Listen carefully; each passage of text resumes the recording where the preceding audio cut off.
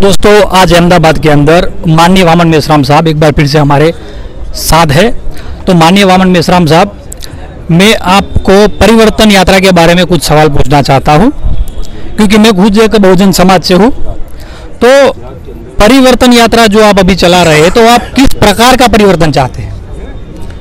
सबसे अहम बात तो ये है कि इस देश में उन लोगों के नियंत्रण में सत्ता है जिन्होंने वर्ण व्यवस्था, जाति व्यवस्था, अस्पृश्यता, आदिवासियों का सेग्रीगेशन, महिलाओं की दास्ता और बैकवर्ड क्लासेस पर शूद्रत्व थोपा है।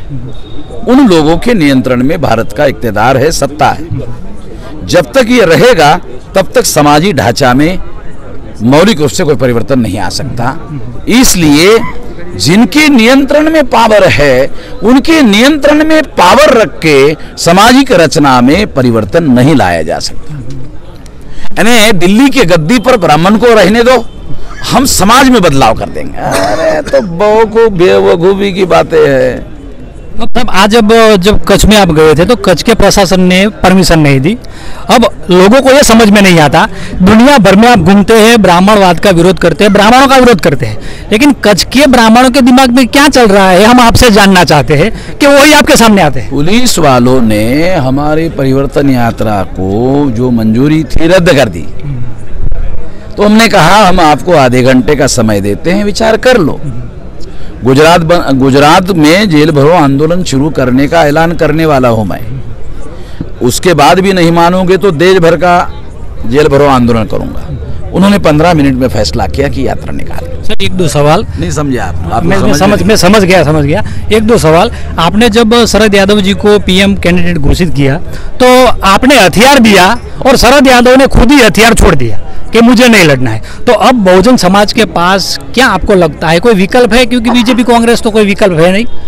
अकेले प्रधानमंत्री पद का मुद्दा ही विकल्प का मुद्दा नहीं है।